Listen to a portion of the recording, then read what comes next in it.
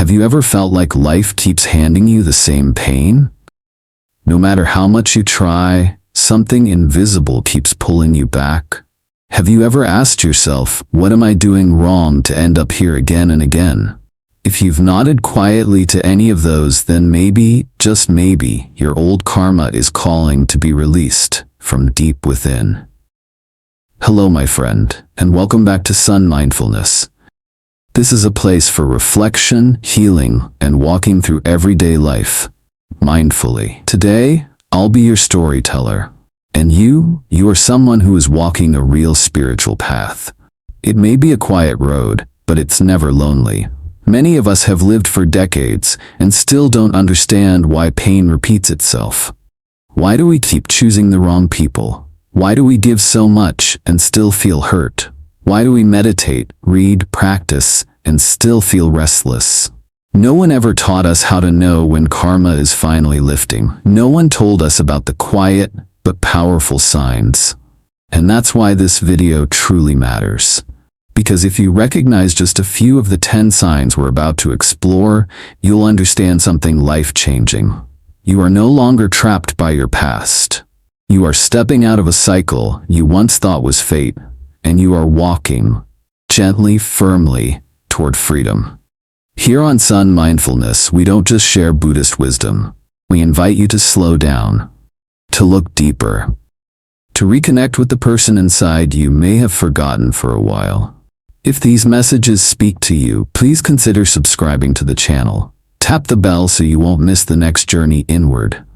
I wish you strength, I wish you peace, I wish you happiness, and the quiet blessing of good fortune. Because if you've come this far, then maybe, just maybe, your old karma has already begun to dissolve.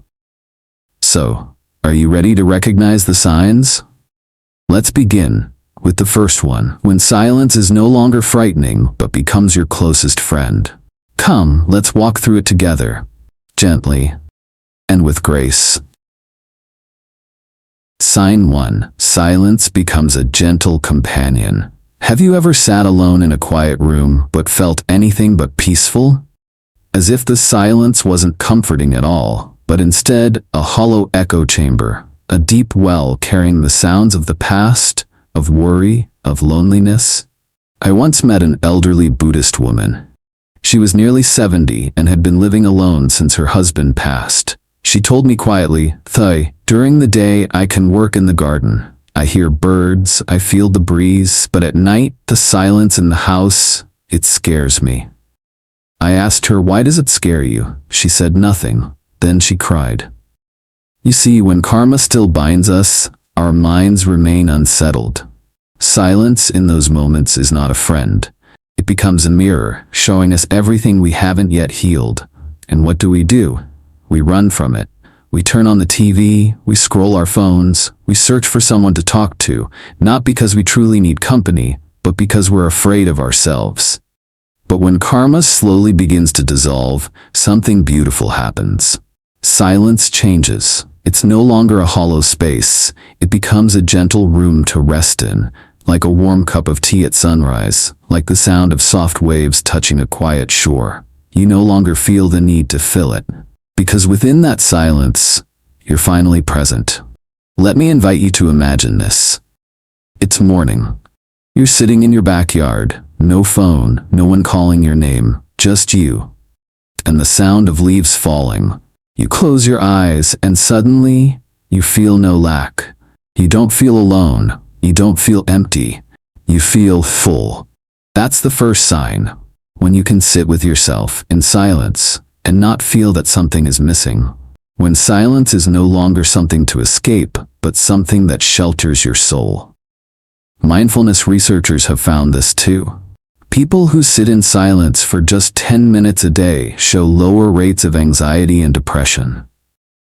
But it's not about a method or routine. It's about one thing: learning to accept yourself fully. And once you do, you'll see something else. You are not lonely. You are simply returning home to yourself. If you've ever felt afraid of being alone, that's okay. We've all been there. But one day, you'll stop trying to cover the silence with noise, because you, in that quiet, have finally become safe enough to stay. In the next section, we'll explore the second sign. You no longer react. You begin to observe life through the eyes of awareness. Will you walk with me into that next step? Sign 2. You no longer react. You begin to observe. There's something quietly powerful in Vipassana meditation. You don't fight emotions. You don't control them. You simply observe. Watch them rise. Watch them pass, like clouds floating across your sky of awareness. No judgment. No clinging. No pushing away. True peace begins when we stop reacting on autopilot. I remember an old man who once lived near our temple. He was fiery by nature, a retired soldier, deeply wounded by betrayal. Any insult, no matter how small, lit a fire in him. But one year, he came back to the temple. He asked me to let him stay for a month, just to eat simple meals, chant quietly, and live in silence. When he returned to his village, people noticed something had shifted. He was quieter, more gentle, but also strangely magnetic. One man teased him. He smiled. Another cursed him. He bowed and walked away. A curious young man asked, "Why didn't you yell back?" The old man laughed. "It's not worth losing my peace over someone else's words." When karma still weighs heavily, the ego and emotions run the show. Someone says something wrong, we must correct them.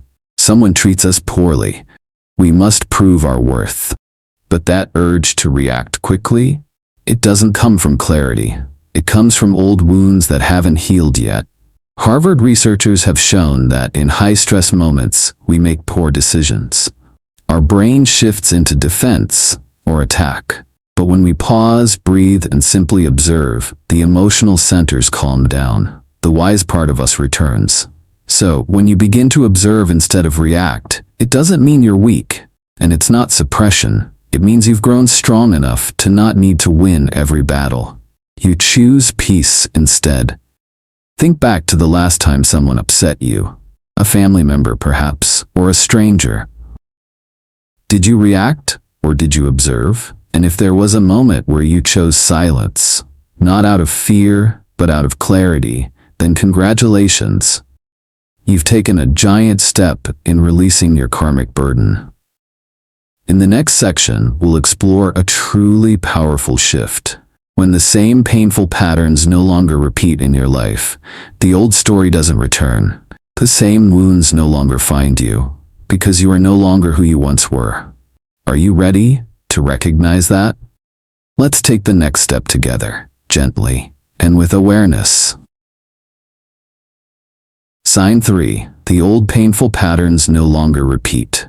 Let me invite you to pause for a moment and ask yourself this simple question. Why do the same kinds of people keep showing up in my life? One woman once told me, "I don't understand. Every relationship ends in betrayal. Every coworker takes advantage of me. Every job brings a boss who drains me." Then she sighed and said, "Maybe this life, I was just meant to suffer." But you know what? It's not punishment. It's not fate. It's simply that there's a lesson your soul hasn't yet completed. And life, in its mysterious wisdom, keeps handing you the same exam, just in different forms. Just like school. If we don't pass the test, the teacher won't let us move on. But once we learn, the exam disappears. A Buddhist woman once shared her story with me. She grew up with a harsh, critical mother. She always felt she wasn't good enough, and without realizing it, she kept choosing partners who mirrored her mother, cold, distant, controlling. Each relationship brought the same pain. Different face, same feeling.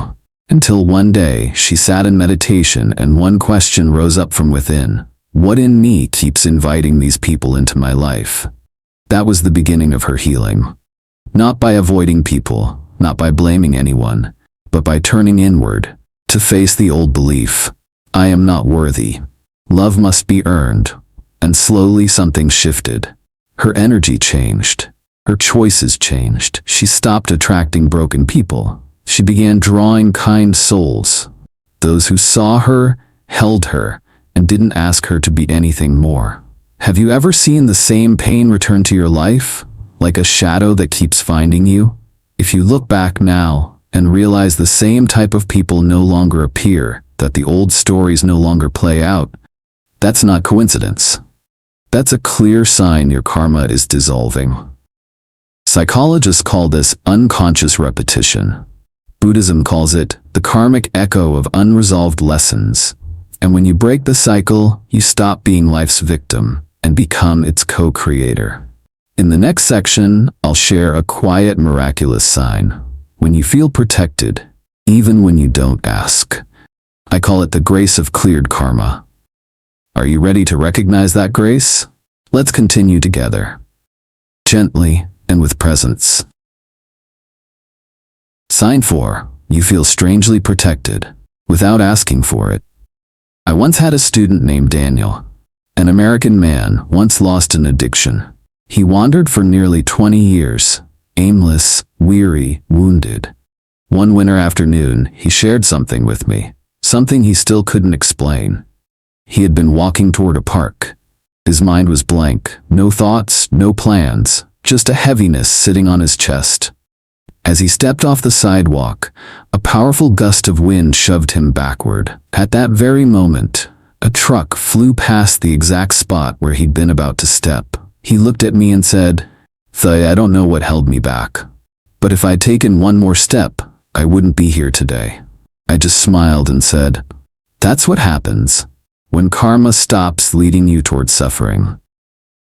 Sometimes we think it's just luck, a narrow escape, a coincidence, but it may be something deeper, something subtle. When your inner world begins to clear, when the old energies of anger, fear, or self-harm dissolve, you stop attracting danger. You stop walking into pain. Think about it. Have you ever left a little late and avoided an accident? Have you ever forgotten something, only to realize it saved you trouble? Not every delay is divine. But when you live mindfully, your energy begins to vibrate differently. You rise above the level where trouble waits, and life shifts. The universe doesn't punish you anymore. It protects you. Quietly, gently. In Buddhism, we speak of protective spirits, not as distant deities, but as the pure energy that flows from within you when your heart is clean and your intentions are steady. Said simply, when you stop harming yourself, the world stops harming you. Science may not fully explain these miraculous near misses, but many agree. Calm people with steady emotions and tuned-in awareness tend to avoid more risks. They sense danger earlier. They walk differently through life. You don't need magic. You don't need divine intervention. You only need to stop planting harmful seeds and clear the chaos inside. Then one day, you'll notice it. You didn't ask to be protected, but somehow you were, and still are. In the next part, we'll explore something just as beautiful, when even difficult people begin softening around you, not because you changed them, but because you no longer carry the energy that made them guard themselves. Are you beginning to notice that too? Let's keep walking, together, and with quiet grace. Sign 5. Others grow softer around you. Have you ever sat near someone and without a word, your heart felt lighter? They didn't teach you anything. They didn't give advice. They simply were. And somehow, that was enough. I once met an old monk in the Colorado mountains. He didn't preach much, no grand teachings, no dramatic speeches, but whenever someone came near, they naturally grew quiet. Even the children stopped fussing. The grown-ups stopped arguing. One day, a furious man came to the temple. He wanted to confront someone, but after sitting with the monk, sharing a quiet cup of tea, he left in silence. Someone asked, "What did you do to make people change?" The monk smiled and said, "I didn't do anything. I simply stopped radiating hurtful energy." You see, when karma still clings, our wounds speak louder than our words. Even without meaning to, we make others feel tense or guarded. But when those wounds heal, when there's no more blame, no more hidden anger, even the harshest person feels safe near you. They don't feel attacked, because you're not reflecting their fears anymore. I once spoke with a nurse from Texas. She had been meditating daily for a year. She said, "My difficult patients are gentler now. My coworkers argue less during our shifts." And then she added, "I didn't change them, Toy. I just stopped letting my pain choose my tone and my eyes." That's the shift. When your heart is calm, your energy becomes a mirror for peace. Not everyone will be kind, but strangely, they start lowering their voice around you. They stop lashing out. They feel something different. They feel safe. Psychologists call this the nonverbal empathy effect. When someone radiates calm energy, it gently impacts the emotions, heart rate, and behavior of those around them. In Buddhism, we call it simply, when the mind is pure, the world becomes peaceful. So if the once difficult people in your life start softening when they're near you, if you no longer have to speak loudly to be heard, know this: you didn't force anyone to change. You changed. And they're just reflecting that light. In the next part, we'll explore a subtle but powerful shift, when you stop chasing things and life begins offering them naturally. A sign that craving has faded, karma has loosened, and energy is finally flowing with grace. Let's continue quietly together. Sign 6. You no longer crave, yet everything comes granks. I want you to picture this. One person stands by a river, clenching their fists, trying to scoop water fast, but the water slips through their fingers. They end up with almost nothing. Another simply opens their palm, relaxes, and lets the water flow in naturally. Who holds more water?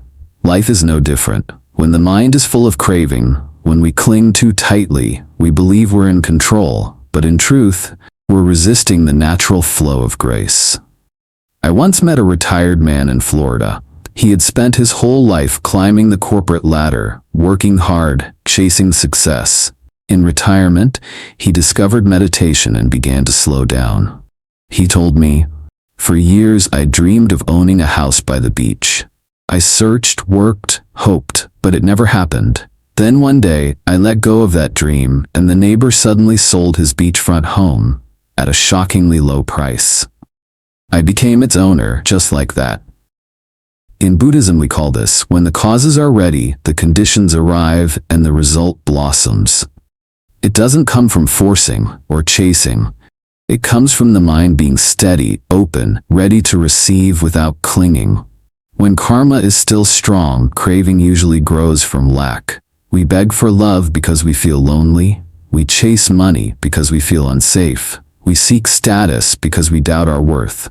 And so we keep running, keep starving, keep exhausting ourselves. But once karma begins to clear, you no longer chase with desperation. You begin to live in peace with the present.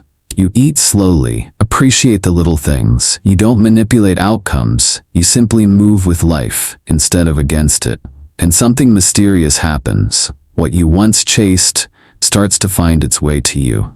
Love arrives softly. Better work appears. Opportunities knock on your door.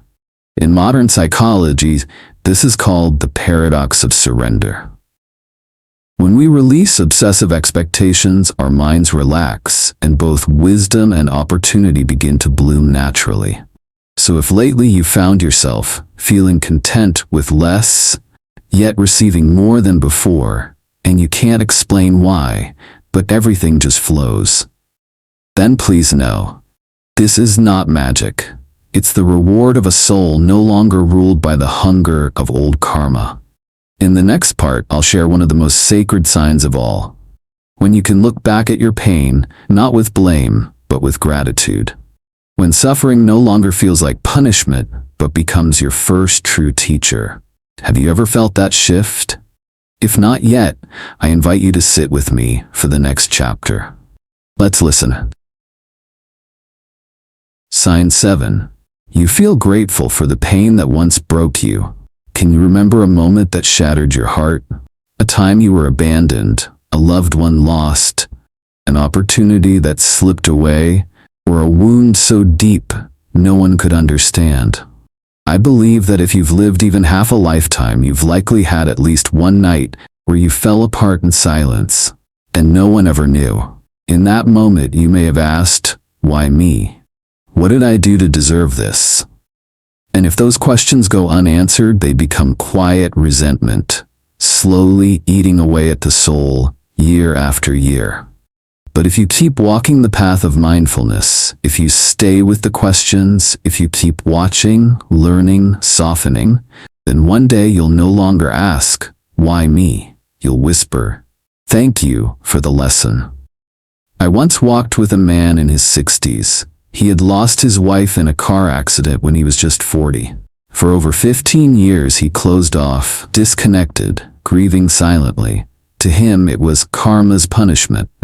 But during a long meditation retreat, he wrote in his journal, I no longer cry for the loss. I cry because I finally understand that loss taught me what it means to truly love. You see, when karma is transformed, you don't forget the pain, but it no longer controls you. You no longer resent the one who betrayed you, because you now see they reflected back the part of you that wasn't yet whole. You no longer curse fate. You bow before the sacred weaving of causes and conditions. I want you to imagine this. A lotus cannot grow in clean water. It needs the mud, the murk, the shadows, to rise each day with its beauty untouched. Just like that, you cannot spiritually mature unless you've faced a pain deep enough to reshape your soul.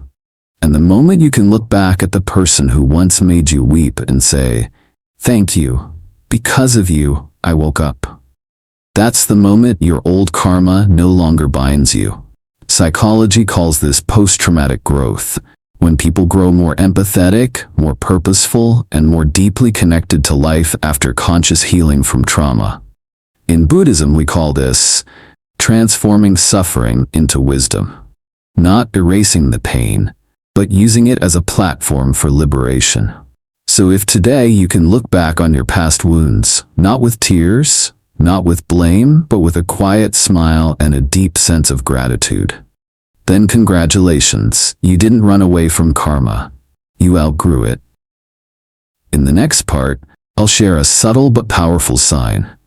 When you help others but no longer feel drained.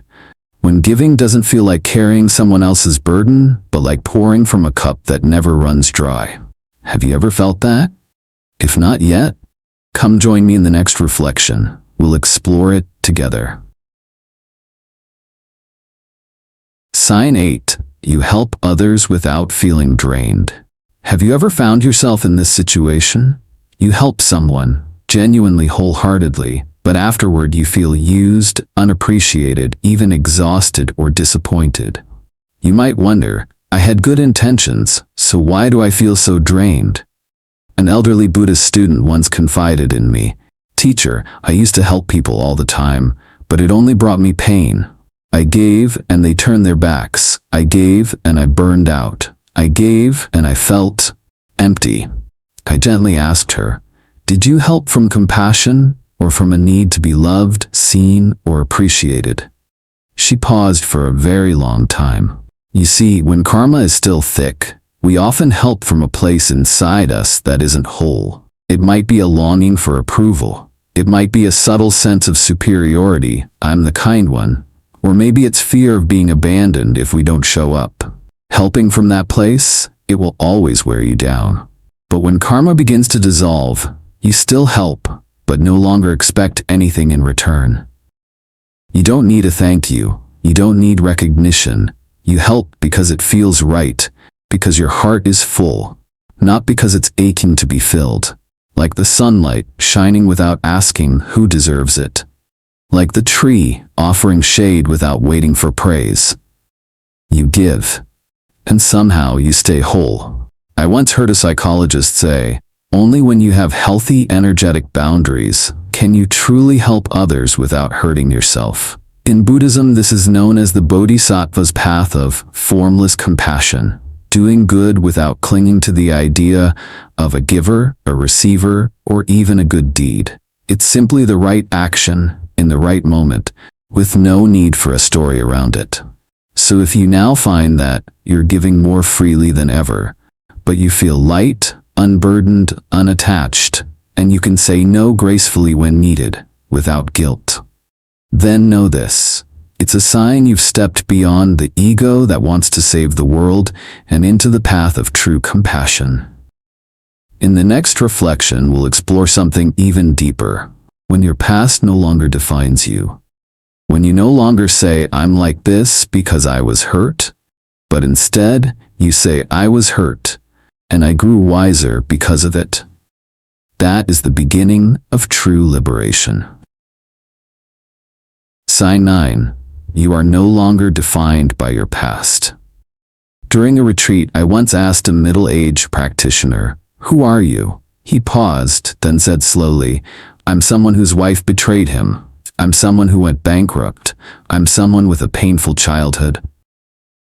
I didn't respond right away. I simply asked, "Those are things that happened to you, but are they truly all that you are? Have you ever done that? Have you ever defined yourself by your wounds?" "I'm someone who was abandoned. I failed. I did something shameful." And then, you carried those labels through life, as invisible baggage that weighed you down. When karma is still heavy, the past becomes more than a memory. It becomes a mold that shapes how you see yourself. You fear love because you were betrayed. You doubt success because you once fell. You shrink yourself, play small, because deep down you believe you no longer deserve more. But when karma begins to dissolve, you start to see something clearly. The past is something that happened. It is not who you are. You still remember, but you no longer live inside it. You can tell the story without emotional collapse. You recognize every scar as part of the journey, but not your identity. A woman from California once shared with me, "Teacher, I went through a painful divorce. I was a single mother, struggling to survive. But now when I look back, I no longer see myself as a victim. I see a warrior. And I no longer resent the broken woman I was. I hold her with compassion." Modern psychology calls this re-narrating the self, the ability to rewrite your life story through the lens of growth and understanding. In Buddhism, we call it letting go of attachment to the past self, not clinging to the person you once were or the things that once hurt you. So if you find that, you no longer say, "I'm like this because that happened," but instead say, "I went through it and I walked out the other side." Then you are slowly untying the karmic knots that bound your identity. Your past is no longer a prison. It becomes a lesson, a mirror, a lamp that now lights your way. And now we arrive at the final sign, as subtle as a cloud, yet as strong as a mountain. You act not for the outcome, but because your heart is already at peace. Sign 10. You act not for the result, but because your heart is at peace. I want you to picture this. Someone is watering a plant, not because they want praise, not to post a photo on Facebook, not to compete with anyone. They water it simply because the plant is thirsty, because they have water, and because their heart feels calm when doing the right thing. You see, most of modern life is result-driven. We work to earn a salary. We help others to be liked. We meditate to achieve enlightenment. We even love in hopes of being loved back. None of this is inherently wrong. But if your mind is always focused on what will I get from this, you will never truly feel at peace, because the result is never in your control. People are unpredictable. Karma is complex, and so you spin in circles: hope, disappointment, over-effort, burnout. I once asked an elderly Buddhist woman, about 75 years old, why she swept the temple courtyard every morning, even though no one seemed to notice. She smiled and replied with words I'll never forget, "Because I love the temple, not the praise." When karma begins to dissolve, your heart lets go of expectation, but it doesn't stop acting. You still care, you still help, you still work hard, but not because you're chasing a reward. You act because your heart wouldn't let you do otherwise, and that action becomes as clear as morning air, as gentle as sunlight. And ironically, the best results often come only when you've stopped grasping for them. Psychologists call this intrinsic motivation. When you do something simply because it feels right, because it holds meaning by itself. This kind of motivation brings deeper, longer-lasting happiness and protects you from emotional damage when things don't go your way. In Buddhism, this is the spirit of formless generosity. Shis, giving without seeing yourself as the giver. Acting without seeing yourself as the doer. And because of that, no burden, no suffering, no ego attachment. So if you find yourself doing the right thing, even when no one acknowledges it, giving freely without expecting anything in return, taking action, not out of obligation, but because your peaceful heart won't let you turn away, then I truly congratulate you. You are living like a free soul in this world, with a clear mind, clean hands, and a full heart. And so we've walked together through 10 deep signs of someone who is truly dissolving karma. Not because you've reached some higher spiritual realm, but because you've stopped living as someone bound and started living as someone awake. Conclusion. For those who quietly walk through all 10 signs, you may not even realize it, but if you stayed with me until now, I believe that some part of you has already awakened. Together, we've explored 10 profound signs. Each one was like a mirror, not only reflecting who you are, but gently inviting you to look deeper within. Let me ask you, are you still afraid of being alone? Do you still react sharply to every criticism? Are you still drawn back to old wounds, old pain? Or do you now feel protected, even when you didn't ask for it? These are not things you achieve. They are signs of what begins to happen naturally. When your heart becomes lighter, your mind becomes clearer, and your soul no longer clings. When you stop chasing outcomes, when you no longer need to be seen or approved, when you can thank those who once made you cry, and even smile softly at the scars you used to hide.